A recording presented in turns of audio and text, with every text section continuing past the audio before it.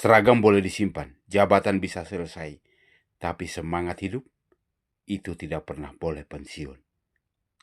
Banyak orang takut menua, takut kehilangan peran. Tapi kisah hari ini adalah tamparan lembut untuk kita semua. Bahwa menjadi tua bukan berarti harus menjadi usang. Saya ingin kamu dengarkan cerita ini sampai akhir. Karena ini bukan cuma cerita tentang seorang mantan prajurit. Ini adalah cermin tentang bagaimana kita seharusnya menjalani hidup setelah dunia mengira kita sudah selesai.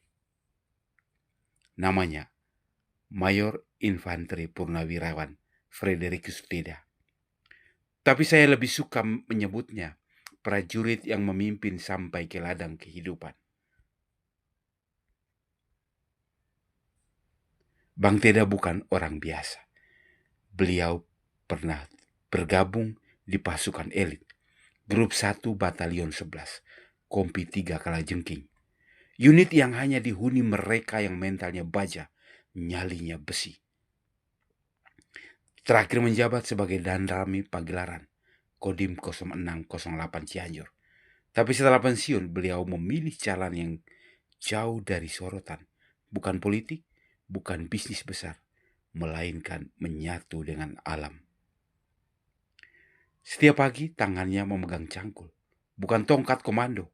Langkahnya menapak tanah ladang, bukan aspal markas besar. Di atas tanah 8.000 meter persegi, ia menanam vanili, cabai, bawang daun, dan di belakang vilanya ada kandang rapi berisi kambing dan domba. Bukan hanya dipelihara, tapi dirawatnya sendiri. Diberi makan, disapa, diajak ngobrol seperti dulu ia menyapa anak buahnya. Tanah itu adil katanya. Kalau dirawat, dia balas dengan kehidupan. Bayangkan, dulu terbiasa pegang senjata, kini pegang arit. Dulu komando pasukan, sekarang komando kebun. Dan hasilnya, panen vanili bisa tembus jutaan per kilo. Tapi bukan uang yang paling ia cari. Bang Teda pernah bilang, pensiun itu bukan titik berhenti, tapi tempat untuk mengganti peran. Buat beliau, tanah bukan cuma tempat tumbuh tanaman, tapi tempat tumbuh kesadaran. Tentang arti bekerja tanpa tekanan, tentang hidup yang tak tergantung gaji, tentang menjadi tua tanpa menjadi lelah secara batin. Ia memilih tinggal di tengah alam, tanpa hiruk pikuk, tanpa kejar target.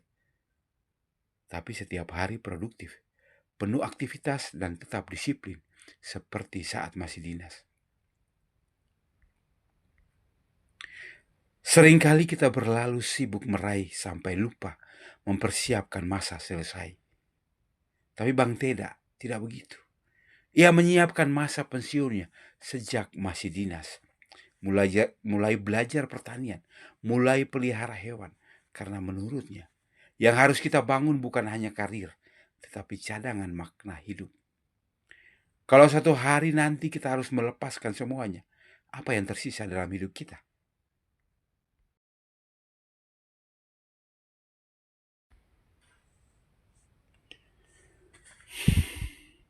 Video ini bukan hanya untuk para purnawirawan, tapi untuk anak muda juga. Karena dari sekarang kita harus belajar. Hidup bukan soal berlari cepat, tapi soal bisa terus berjalan saat semua orang lain sudah berhenti. Bang Teda tidak menua karena lelah. Ia menua karena memilih terus hidup dengan cara baru. Dia tidak galau saat tak punya pangkat, karena ia tahu hidup yang bermakna tidak butuh jabatan. Hari ini banyak yang pensiun tapi kehilangan makna. Banyak yang menua tapi kehilangan arah. Karena dulu terlalu sibuk bekerja untuk hidup, tapi lupa belajar bagaimana hidup tanpa pekerjaan. Bang Teda memberi kita contoh bahwa kita bisa tetap berarti, tetap tangguh, tetap memberi inspirasi meski tak lagi di barisan depan. Ia tidak menunggu takdir menentukan nasibnya. Ia bangun ladangnya sendiri. Ia ciptakan rutinitasnya sendiri. Ia tentukan arti hidupnya sendiri. Dan hari ini saya ingin kita semua belajar satu hal. Jangan tunggu pensiun untuk mencari jati diri. Mulailah hidup meski dunia bilang kamu sudah selesai.